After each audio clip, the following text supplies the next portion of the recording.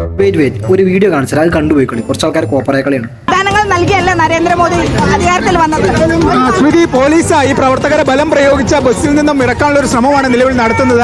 അതായത് പോലീസ് നിരവധി തവണ ഇവരോട് ബസ്സിൽ നിന്ന് ഇറങ്ങിപ്പോകണം, ഈ ട്രിപ്പ് ഉൾപ്പെടെ മുടങ്ങുന്ന സാഹചര്യം ഉണ്ടാകരുതെന്ന് അറിയിച്ചു. ടിക്കറ്റ് എടുത്ത് മാത്രമേ യാത്ര ചെയ്യാനാകൂ എന്നും അറിയിച്ചു. പക്ഷേ സർക്കാർ അധികാരത്തിൽ വന്നിട്ടില്ല എന്നുള്ള കാര്യം ഇവർക്ക് അറിയില്ല എന്നാണോ? അവരോടൊന്ന് ചോദിക്കാമോ? സർക്കാർ വന്നിട്ടല്ലേ സൗജന്യമെന്ന് നമ്മളത് ചോദിച്ചു. പക്ഷേ അതിന് കൃത്യമായൊരു മറുപടി അവരുടെ ഭാഗത്ത് ഉണ്ടാവുന്നില്ല. അപ്പൊ ഇതിന്റെ മറുപടി ഞാൻ കൊടുക്കുന്നില്ല, CM തന്നെ കൊടുക്കുന്നുണ്ട്. അതൊന്ന് കണ്ടുപോയി. ഇന്നിപ്പോൾ കണ്ടായിരുന്നോ? അതായത് ബസ്സിൽ സർക്കാർ യഥാർത്ഥത്തിൽ സത്യപ്രതിജ്ഞ ചെയ്തിട്ടില്ല. വി ഡി സതീശൻ നിയുക്ത മുഖ്യമന്ത്രിയാണ്.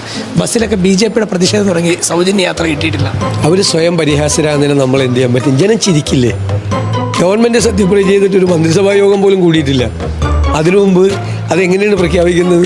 ആരാണ് പ്രഖ്യാപിക്കാൻ പറ്റുന്നത്? ചീഫ് സെക്രട്ടറിക്ക് പ്രഖ്യാപിക്കാൻ പറ്റുമോ? എന്തിനാണ് സ്വയം പരിഹാസ്യരാകുന്നത്? രാഷ്ട്രീയ പ്രവർത്തകരും രാഷ്ട്രീയ നേതൃത്വവും ആളുകളുടെ മുമ്പിൽ പരിഹാസ്യരാകരുത് എന്നാണ് എൻ്റെ വിനയപൂർവ്വമായ അഭ്യർത്ഥന. ഒന്ന് ആലോചിച്ചാൽ, ഒന്ന് മൈൻഡ് അപ്ലൈ ചെയ്ത് ആളുകൾ ചിരിക്കില്ലേ?